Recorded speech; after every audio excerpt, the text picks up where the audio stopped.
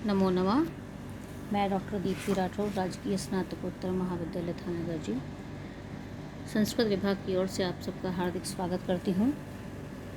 पहले के व्याख्यान में हमने महाभारत का परिचय एवं महत्व विषय पर चर्चा की थी। आज जो हम विषय ले रहे हैं वो है महाभारत एवं उसका विकास क्रम। ये दोनों ही द्वितीय एवं तृतीय वर्ष के विद्यार्थियों के पाठ्यक्रम में है। द्वितीय वर्ष के पाठ्यक्रम में संस्कृत साहित्य के इतिहास के अंतर्गत है और तृतीय वर्ष में महाभारत का उद्योग पर्व का विदुर नीति उनके पाठ्यक्रम में है। इसीलिए हम महाभारत पर सामान्य परिचय पर हम चर्चा कर रहे हैं। महाभारत जो है ये का जो रूप एवं आकार है, क्या प्रारंभ में भी यही स्थिति थी या किसी क्रमिक विकास का ये परिणाम है, यह एक विचारणीय प्रश्न है। यह सर्वविदित है कि महाभारत में कौरवों और पांडवों के युद्ध का वर्णन है, परंतु जिन विद्वानों ने इस महाग्रंथ का आदि से अंत तक अध्ययन किया है, वे यह भली प्रकार जानते हैं कि महाभारत केवल एक युद्ध की कहानी नहीं है। उसका बहुत सा अंश कौरव पांडव युद्ध से किसी प्रकार भी संबद्ध नहीं है। समय के दीर्घ प्रवाह में मूल कथा के चारों ओर अनेक व्याख्यानों का एक बहुत बड़ा जन्मघट लग गया है, जिससे महाभारत ने वर्तमान रूप धारण कर लिया। पाश्चात्य विद्वान विंटरनित्ज जो हैं, इनका मत है कि महाभारत युद्ध का वर्णन पहले वीर गीतों के रूप में प्रचलित रहा होगा। संभव है किसी महान कवि ने इन गीतों का संग्रह करके उन्हें एक वीर रसात्मक काव्य का स्वरूप दे डाला होगा। यही वीर काव्य महाभारत का मूल रूप या बीज कहा जा सकता है। परंतु सैकड़ों वर्षों में इस वीर काव्य के चारों ओर विभिन्न विषयों तथा वृत्तांतों का जाल सा बिछ गया।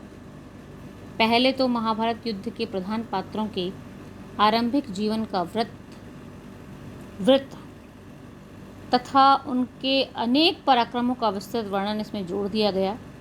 इसी क्रम में अन्य भी कई वीरों की गाथाओं का इसमें समावेश हो गया। ये गाथाएं उस समय सूतों द्वारा गाई जाती थीं।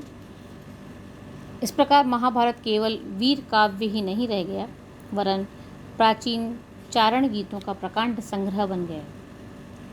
चारण और भाटों के अलावा इसके कलेवर की वृद्धि में ब्राह्मणों का भी सहयोग रहा है। उन्होंने इन लौकिक गाथाओं में अपने धार्मिक, नैतिक और दार्शनिक सिद्धांतों का समावेश कर इसे एक धार्मिक ग्रंथ का रूप दे डाला। इस प्रकार देवी देवताओं के आख्यानों, ब्राह्मण वर्ग के उपदेशों तथा दार्शनिक चर्चाओं ने महाभारत की कलेवर वृद्धि की। समाज की श्रद्धा प्राप्त करने के उद्देश्य से ब्राह्मणों ने इसमें ऋषि महर्षियों के इतिहास भी भर दिए। ब्राह्मणों के अलावा एक वर्ग और भी था जिसने महाभारत के निर्माण में योग दिया। यह वर्ग साधु, सन्यासी, भिक्षुओं का था। इनका अपना अलग साहित्य था। इस साहित्य में साधु संतों के चरित्रों का वर्णन था। इस प्रकार पांडे एवं व्यास के मतानुसार महाभारत कोई एक ग्रंथ नहीं है, यह एक प्रकांड संग्रह ग्रंथ है। यह इसके प्रत्येक पर्व की पुष्पिका से प्रमाणित होता है। प्रत्येक पर्व की पुष्पिका, पर्व यानी जो 18 पर्व हैं, उसकी पुष्पिका यानी जो उसका अंतिम भाग होता है, अंत में पुष्पिका कही जाती है। उसमें कवि अपना परिचय देता है, प्रमाण देता है, उसके समय होती है, भी किस समय इसका लिपि किया गया, किस समय इसकी रचना की गई, इसके रचनाकार कौन हैं। इस प्रकार उसमें पुष्पिका में ही लिखा जाता है। तो इसके प्रत्येक पर्व की पुष्पिका से ही प्रमाणित होता है, जिसमें इसके लिए संहिता अर्थात संग्रह ग्रंथ का प्रयोग हुआ है। यह कवि रूपी माली का यत्नपूर्वक संवारा हुआ उद्यान नहीं है, जिसके लता, पुष्प, वृक्ष अपने सौंदर्य के लिए बाहरी सहायता की अपेक्षा रखते हैं, बल्कि यह अपने आप की जीवन शक्ति से परिपूर्ण वनस्पतियों और लताओं का अत्यंत संवर्धित विशाल वन है, जो अपनी उपमा आप ही है। भारतीय परंपरा में वेदव्यास ही महाभारत के रचयिता हैं। 3 वर्षों के सतत अथक परिश्रम से उन्होंने इस ग्रंथ की रचना की थी। ऐसा इस ग्रंथ के आदि पर्व में उल्लेख प्राप्त होता है।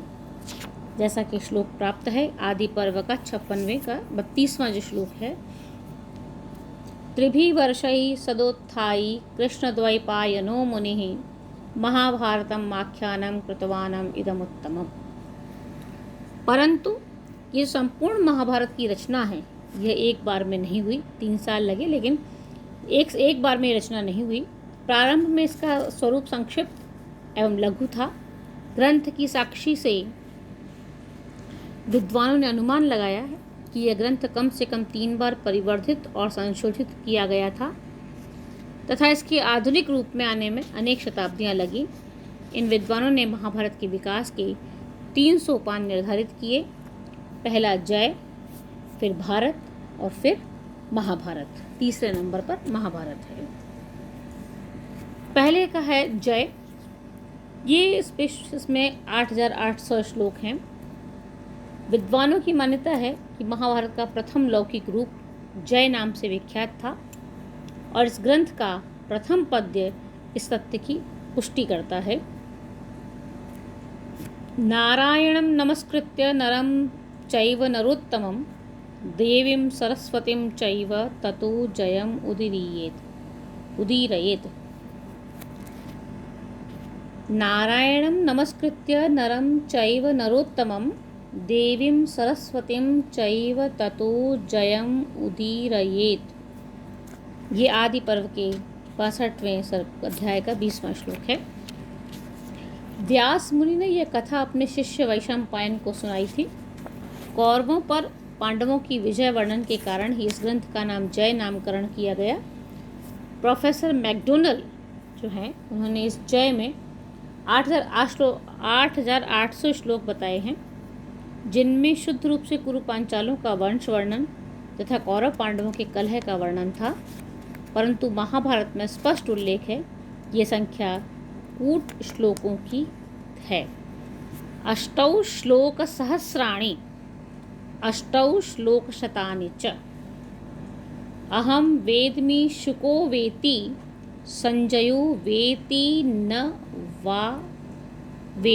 वा न वा। अष्टौ श्लोक 8 कितने? अष्टौ सहस्राणि श्लोक 8000 श्लोक और फिर अष्टौ श्लोक शतानि च 8800 श्लोक संख्या तय हो गई। अब है भारत। भारत में 24000 श्लोक हैं। इसमें सर्वप्रथम वेदव्यास ने इस जय ग्रंथ नामक ग्रंथ को अपने शिष्यों को पढ़ाया। उन शिष्यों में से एक शिष्य वैशंपायन ने इसे राजा जन्मेजय को उसके द्वारा किए गए सर्प यज्ञ में सुनाया। फलस्वरूप अनेक जिज्ञासाएं उत्पन्न हुई तथा वैशंपायन द्वारा उनका समाधान किया गया। इन सबको जय नामक ग्रंथ में सम्मिलित किया गया। यही उसका दूसरा संस्करण था, जिसका नाम भारत संहिता पड़ा। इस समय इसकी श्लोक संख्या 24000 हो गई। तब तक इसमें उपाख्यानों का अधिक समावेश नहीं हो पाया था। 24 चक्रे भारत संहिताम उपाख्यानैः विना तावत् भारतम प्रोच्यते बुधैः। यह आदि पर्व के पहले अध्याय का 78वां श्लोक है। 24 विंशति कहते हैं 20 को। चतुर्विंशति 20 और 4 24, 24 सहस्र 1000, 24000 और भारत संहिता भारत संहिता कहा गया। किसके द्वारा? बुधई ही प्रोच्यते, बुधई यानी विद्वानों के द्वारा कहा गया। महाभारत तीसरा जो रूप था इसका वो महाभारत का था। इसमें 1 लाख श्लोक हैं।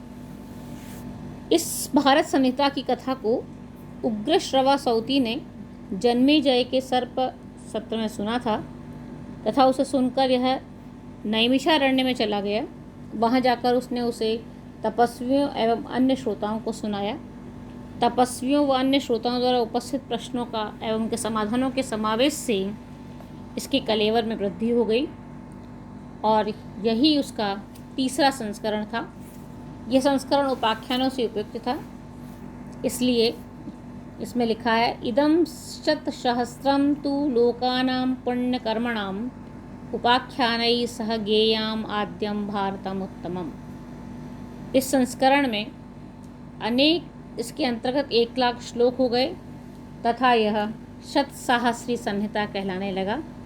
कई बार प्रश्न पूछ लिया जाता है कि शतसाहस्री संहिता किसे कहते हैं, तो महाभारत को ही शतसाहस्री संहिता कहा जाता है। चतुर्विंशति सहस्री संहिता रामायण को कहा जाता है और शतसाहस्री संहिता महाभारत को कहा जाता है। सौती ने हरिवंश नामक यह एक वृहद परिशिष्ट भी इसमें जोड़ दिया, जिसने इसके कलेवर की में वृद्धि को सहयोग दिया। भार वृद्धि तथा महत्व वृद्धि हो जाने के कारण अब यह महाभारत कहलाया। महत्वात् भारवत् वच्च महाभारतम उच्यते, यह आदि पर्व के पहले अध्याय का 300वां श्लोक है। यहाँ ये उल्लेखनीय है कि कतिपय विद्वान, कुछ विद्वान जो हैं वो महाभारत के विकास के 3 चरण न मानकर केवल 2 ही मानते हैं। इन विद्वानों में महाभारत का गंभीर अनुशीलन करने वाले प्रसिद्ध विद्वान श्री चिंतामणि विनायक वैद्य तथा कपिल द्विवेदी प्रमुख हैं। ये विद्वान केवल भारत एवं महाभारत को ही स्वीकार करते हैं। उनका यह तर्क है कि जय तथा भारत में कहीं भी अंतर नहीं किया गया है। आश्वलायन जो ग्रह सूत्र है उसमें भारत एवं महाभारत का तो पृथक उल्लेख किया है, परंतु प्रसंग आने पर भारत से पृथक जय का उल्लेख नहीं किया गया, जबकि प्रारंभिक एवं प्रथम मौलिक अवस्था को होने के कारण जय का सर्वप्रथम उल्लेख अवश्य मिलना चाहिए था। इन विद्वानों का द्वितीय तर्क यह है कि जय नामक इस अवस्था में इस ग्रंथ में 8,800 श्लोक थे। यह तर्क भी प्रमाणिक नहीं है। विद्वानों ने बिना आधार के ही 8,800 श्लोकों का संबंध जय से जोड़ दिया। वास्तविकता यह है कि श्लोकों की यह संख्या 8,800 उन कूटपद्यों गूढ़ार्थ श्लोकों की है जो महाभारत में स्थल स्तर पर उपलब्ध होते हैं। इन विद्वानों के मतानुसार प्रथम चरण भारत में श्लोकों की संख्या 24,000 थी और उसमें विभिन्न उपाख्यान नहीं थे। द्वितीय चरण में महाभारत में श्लोक की संख्या 1,00,000 हो गई। यह वृद्धि विभिन्न उपाख्यानों एवं हरिवंश परिशिष्ट के कारण हुई है। उक्त संपूर्ण विवेचन के उपरांत हम यह कह सकते हैं कि वर्तमान में जो महाभारत है वह क्रमिक विकास का परिणाम है। यह विकास 2 चरणों में हुआ या 3 चरणों में, इस पर भले ही मतमतांतर हो सकता है, परंतु इस विषय में सभी विद्वान एकमत हैं कि वर्तमान में स्थित शतसाहस्री संहिता अनेक वर्षों के विकास का परिणाम है। धन्यवाद।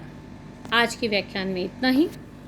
अगली बार हम महाभारत के कथानक पर, कथा वस्तु के विभाजन पर चर्चा करेंगे। तब तक के लिए इतिशम शुभम भूयात्।